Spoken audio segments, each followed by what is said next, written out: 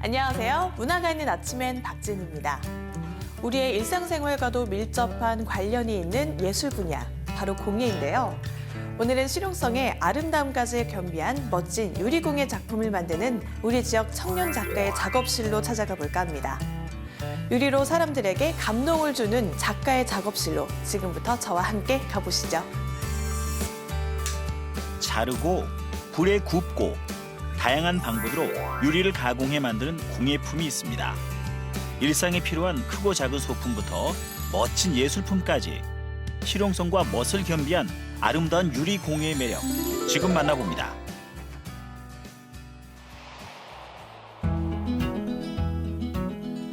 청주 시내에서 문희면으로 가는 길목. 유리 공예의 매력을 느끼게 해줄 작가의 공방이 이곳에 자리하고 있는데요. 안녕하세요. 안녕하세요. 네, 우리 지역에 유리공예하는 작가님을 찾아왔는데 맞으시죠? 네, 유리공예를 하고 있는 작가 두나래라고 합니다. 여기는 유리공예 공방이고요. 지금 제 작업과 함께 작품 전시와 판매 그리고 수강생들을 위한 수업도 같이 진행을 하고 있습니다. 다양하게 이용되는 공간이네요. 네, 그런데 작가님, 좀 젊으신 편이신 것 같아요. 미술 작가님 치고는. 네. 네, 지금 공부를 마치고 작업실을 오픈한 지 2년 정도 됐습니다.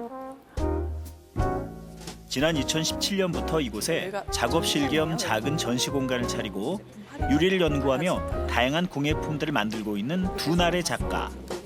눈길을 사로잡는 아름다운 색감의 유리 공예품들이 전시돼 있는데요. 이 조각도 어떠다. 와, 여기 이렇게 작품들이 쭉 전시가 돼 있는데요. 뜯어보니까 하나하나 다 예뻐요. 다 작가님이 만드신 거예요? 네, 다 제가 직접 만든 작품들입니다. 와, 저는 이게 제 스타일이에요. 당장이라도 마카롱 같은 거 이렇게 올려서 먹으면 더 맛있을 것 같아요. 네, 직접 쓰실 수 있는 그릇들이에요. 그런데 이런 접시 같은 경우는 만들기가 쉽나요? 이런 거는 상대적으로 조금 만들기가 조금 쉬운 편이에요. 테두리를 모양대로 자르고 가마 안에서 녹여서 만드는 기법입니다. 그런데 보면 색깔이 두 가지잖아요. 이걸 어떻게 만드셨는지 궁금해요. 이거는 색깔 유리를 2장을 겹쳐서 만든 이게 원래 두 장이었군요. 이렇게 합쳐진 거. 근데 이런 것도 또 예쁜 것 같아요. 다른 느낌으로 화려하게. 네, 요거는 조금 더 신경을 써서 좀 복잡한 과정을 거쳐서 만들어진 작품이에요. 단청의 화려한 색감을 모티브로 해서 그것을 유리라는 재료로 해석해본 작품입니다. 이것도 마찬가지로 색깔 유리들을 자르고 여러 장으로 겹쳐서 또 가마 안에서 녹여서 만들어진 형태예요. 다채로운 색감만큼 종류도 모양도 다양한 유리 공예품들. 두나래 작가는 누구나 친근하게 접할 수 있는 실용적이면서도 멋스러운 유리 작품들을 주로 작업하고 있습니다. 그릇이나 접시처럼 실용적인 물건에서부터 보이시죠? 귀걸이나 화병꽂이처럼 아기자기한 작품까지 유리공예의 쓰임이 참 많네요. 작업대 앞에 선 두나래 작가. 칼과 자로 유리를 정교하게 그어준 후 펜치로 잘라내는 작업이 한창인데요. 지금 만드는 건 서로 다른 색깔의 유리를 이용한 접시입니다. 작업이 한창이신데요. 지금 어떤 작업하시는 거예요? 네, 지금은 색깔이 들어간 판 유리를 그릇의 테두리 모양으로 유리 칼로 잘라주고 있는 과정입니다. 이게 그 말로만 듣던 다이아몬드 칼이군요. 아무래도 유리다 보니까요. 작업을 하시고 이렇게 자를 때 좀 위험할 수도 있겠다는 생각이 들어요. 네, 이제 아무래도 테두리에 손이 베일 수도 있다 보니까 장갑을 끼고 작업을 해야 됩니다.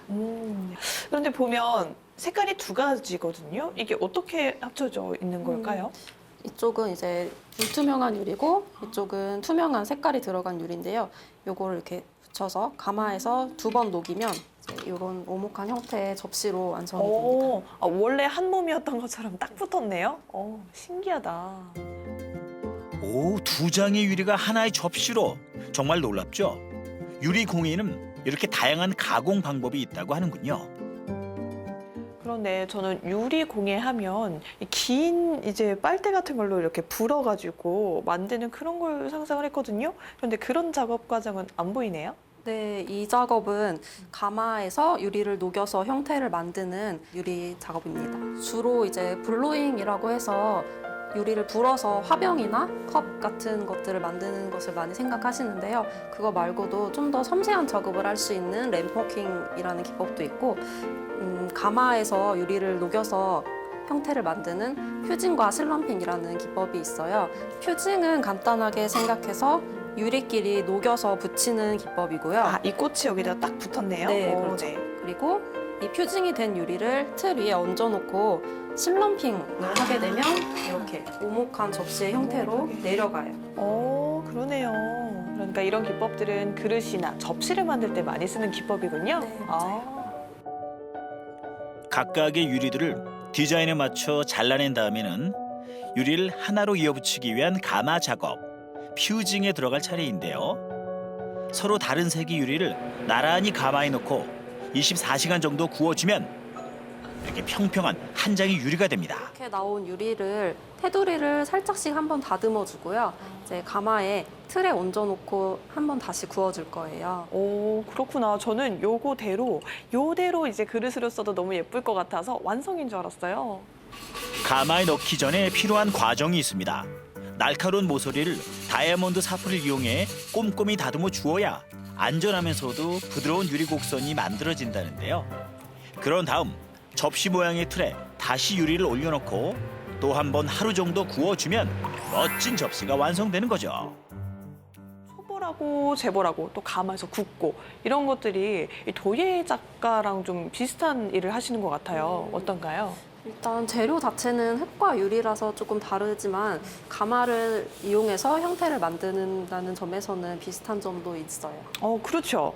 그런데 도예 작품들 보면은 가마에서 구워진 다음에 완성품이 되기도 하고 폐기하기도 하고 그러는데 유리도 그런가요? 네, 유리도 마찬가지로 바깥의 온도나 습도에 영향을 받기도 하고요. 이제 가마 안쪽에 온도가 조금 높거나 낮으면은 이런 불량이 우와. 생기기도 합니다. 구멍이 뻥 뚫렸네요. 그러니까 작업 공정 자체는 좀 간단해 보인다고 생각을 했거든요. 그런데 조심해야 되는 요인이 참 많네요. 네, 다른 흙이나 그런 재료들에 비해서 온도에 민감한 재료이기 때문에 약간의 온도 차에도 이런 불량이 나오기도 하고요. 또 날카롭기 때문에 유리를 자르거나 할 때도 꼭 안전 장비를 착용을 해야 됩니다. 청주에서 공방을 시작한 지 3년째. 두날의 작가는 다양한 활동을 통해 아름다움은 물론 실용성까지 갖춘 유리 공예 작업을 꾸준히 이어오고 있습니다. 자리를 옮겨 좀 더 자세한 이야기를 나눠볼까요? 근데 작가님은 그 많은 공예 분야 중에서도 좀 까다로워 보이는 유리를 선택을 하셨잖아요. 어떤 이유로 유리 공예를 하게 되셨나요? 사실 처음에는 도예라는 것만 생각하고 학과에 입학을 했는데 유리 수업에 처음 들어갔는데 교수님께서 보여주신 그 예시 작품들이 너무 매력적인 거예요. 뭔가 현대적이면서도 화려하고 그런 것들에 되게 확 매료가 됐어요. 네. 일단은 비주얼에 반하셨군요. 그런데 직접 하면서 느끼는 매력은 또 다를 것 같거든요. 일단 유리가 색깔이 굉장히 화려하고 다양하니까 그런 면에서 계속 작업을 하면서 여러 가지 색상을 사용을 해보고 또 섞어도 보고 하면서 계속 빠져들게 되는 것 같고요. 그리고 가마 작업을 하면서도 또 실패도 하고 그거를 이제 극복해가는 과정에서도 좀 발전적으로 작업을 할 수 있는 것 같아요. 앞으로의 계획은 또 어떠세요? 앞으로도 지금처럼 좀 여러 소비자분들께서 편하게 사용하실 수 있는 그릇 종류들도 좀 다양한 디자인을 해볼 생각이고요. 수강하시는 분들께도 좀 더 깊이 있는 작업을 하실 수 있게 좀 그쪽 방향으로 수업 계획을 좀 잡아보고자 합니다. 그렇습니다. 두날의 작가는 오래전부터 일반인들을 대상으로 원데이 클래스 등 수업을 진행하며 유리 공예의 매력을 알리고 있는데요. 보석처럼 예쁜 색색깔 유리로 만드는 유리 공예의 세계. 박지연 리포터도 배워봐야겠죠. 일단 장갑부터 낄게요. 안전이 제일. 꼈고요. 오늘 만들어볼 유리 공예 작품은 퓨징 기법을 이용한 접시입니다. 투명한 유리는 제가 준비를 해두었어요. 이제 이 위에 여기서 원하시는 색깔을 고르셔서 유리칼로 직접 잘라볼 거예요. 먼저 원하는 색깔의 유리를 고른 후 생각한 디자인에 맞춰 밑그림을 그린 후 잘라주면 되는데요. 이 칼은 이렇게 연필처럼 잡아주시고 꾹 누르고 선을 따라서 힘을 주면서 쭉 내려오세요. 힘을 좀 많이 주시는 것 네. 같아요. 좀 많이 주셔야 돼요. 다이아몬드 칼을 쥔 손에 힘을 주어 선을 긋습니다. 됐어요. 그런 다음 펜치를 이용해 떼어내주면 끝. 아이 재밌네요. 제가 여러 가지 공예했는데 유리공예 재밌어요. 곡선으로 자를 때에는 좀 더 신경을 써야겠죠. 이렇게 자른 색깔 유리를 투명한 유리에 올린 후 가마에 구워주면 됩니다. 이렇게 제 첫 유리공예 작업을 해봤습니다. 이게 지금 가마에 들어가고 나오면 이렇게 완성이 되는 거죠? 네, 이제 가마 안에 들어가서 이틀에서 3일 정도 소성 시간을 거치면 이렇게 오목한 접시로 완성이 돼요. 좀 당장 확인할 수 없다는 거는 조금 아쉽긴 한데 그래도 완성품이 너무 기대가 되네요. 이런 가마 기법으로는 접시 외에도 수저 받침, 냉장고 자석 등 다양한 생활 소품을 만들 수 있는데요. 다른 유리 공예 기법도 배워볼 수 있습니다. 야, 또 신기한 작업을 하시는데 이건 또 어떤 작업이에요? 요거는 램퍼킹이라는 작업이고요. 이렇게 작고 섬세한 작품들을 만들 때 오. 이용을 하는 기법입니다. 여기 안에 보면은 구슬 안에 뭐 들어가 있거든요. 이것도 혹시 작업을 네. 하신 거예요? 요거는 색깔 유리를 유리 안쪽에 꽃을 피게 하는 기법이에요. 와, 정말 이거는 작업 과정 자체가 예술이네요.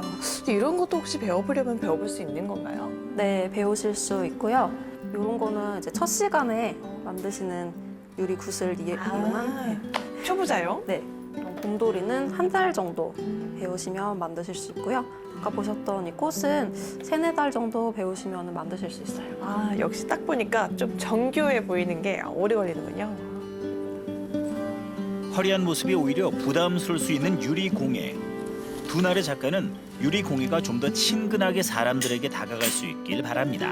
현장에서 찍어서 나오는 유리 제품들도 있지만 이렇게 작가분들이 직접 손으로 유리를 자르고 갈고 굉장히 긴 가마 소성 시간을 거쳐서 완성되는 이런 핸드메이드 유리들도 있다는 것을 알아주시면 좋을 것 같아요. 아름다운 색감에 실용성까지 겸비한 다양한 유리 공예 작품들. 작가의 손으로 만들어지는 유리 공예의 매력. 여러분도 함께 해보시는 건 어떨까요?